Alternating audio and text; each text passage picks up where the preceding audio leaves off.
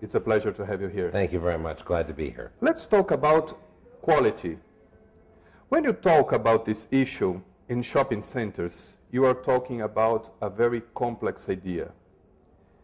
In your opinion, what's in fact quality in mall universe? Quality has to be a part of the way everyone in the company thinks about their job and everything that they do, and do things a little better. And then when the customer walks through the door, she feels this sense of elevation, this sense that it's nicer than what she expects. When I think of shopping centers, I think first and foremost about the environment in terms of quality, but just as importantly about the merchandising. And it's not that the merchandising has to be expensive. It's that it has to represent an element of quality in the experience and the type of merchandise for the price and presentation and service level provided. And so I think quality is an element of everything we do in the shopping center industry, but I don't think there's an absolute standard of quality. I think quality is, as we would say in the United States, quality is contextual to the situation. How can you transfer this concept of quality to the retailing, to the mix? How can you attract your customer by a perfect mix? Well, that's something we spend a lot of time on in terms of putting the right group of tenants together. Our business is a little different than the business in Brazil, meaning the United States business. Yes, why? Because we have department store anchors who are very important in defining the quality and brand image of the shopping center. So that if we have a shopping center with Sears and Penny's as the anchors, then it will be branded no matter what I do in the middle. It is automatically branded as a moderate, more popular price shopping center.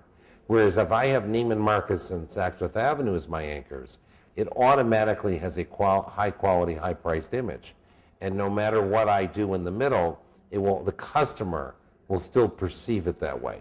So it starts, what's different with us to some degree than Brazil is that the anchors are by far the key defining element in the brand image. Now we then take that brand and we try and do everything we can to augment that brand and enhance that brand by bringing in all of the specialty stores which relate to those mall anchors and to the market that we sit in. So if we're in an upscale market with Neiman Marcus and Saks Fifth Avenue, then we'll try and bring Chanel and Louis Vuitton and Tiffany and Cartier, etc.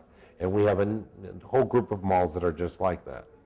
If we're in a more moderate neighborhood and we're appealing to a more moderate customer, then we're going to try and bring in the Gap and Forever 21, who is an excellent new retailer you should see, H&M and tenants of that sort who will appeal more directly to that customer. You must have a consistency in your brand image in everything you do. The look of the mall, the merchandising mix, the anchors, the marketing, the promotion strategy, all of it needs to be consistent. Particularly in the United States, we're very highly competitive.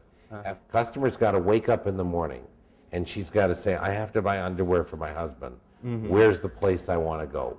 And you have to be top of mind, because in America, you have so many different options that you need to represent. You have to be what we say in the merchandising world, narrow and deep. You have to represent a certain customer niche, and you have to own it. In the United States, you have just passed a very strong crisis, financial crisis. What are the experiences you can export to the world after this crisis?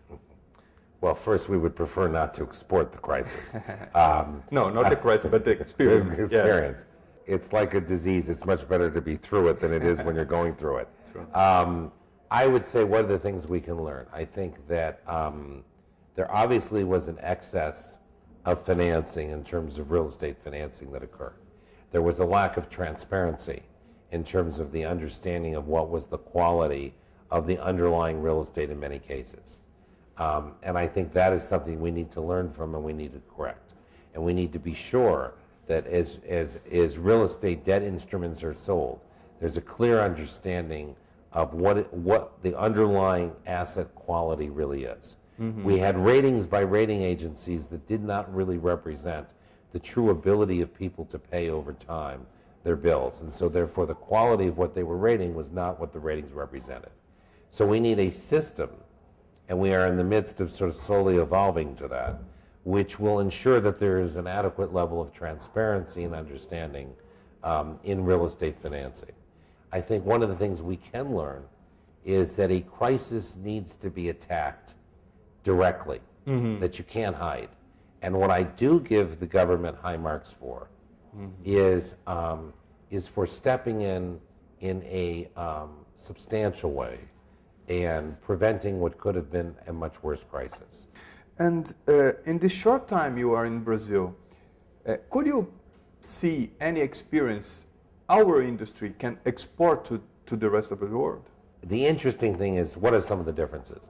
You don't have the vast tracts of land that are available for development that we have in the United States, which means that almost by definition, the developments need to be more vertical and more intense in the way they are approached, which is similar to Asia. What's not 100% clear in either case is, as the market becomes more evolved and developed, whether the environments that are created in the vertical nature, I should say, will sustain themselves over a long period of time. When you have very little competition, tremendous growth in a middle class, you don't have to have the best marketing campaign, and you don't have to have the best merchandising strategy, and you'll still do a lot of business. Now, if we can fast forward 10 years, the issue will be, as the market becomes much more competitive, will the shopping centers that were built still be competitive 10 years from now when people have alternatives and choices that are better? Very good question. So, what I would say about the Brazilian model is it's similar to the Asian model, I would say, in many respects. And I think the thing to be learned there is that customers are much more likely to travel down, just naturally, just the way water travels down, people travel down much more easily. Even with escalators and elevators, there's a mental inhibition that inhibits them from moving up. So one of the problems is, as you develop these shopping centers on 5, 6 levels, with principal parking below, very difficult to drive traffic to the upper levels. Our model is a much more horizontal model. Yes. And the horizontal model is the best model. It just is not applicable in this situation. Thank you for your interview. Thank you very much.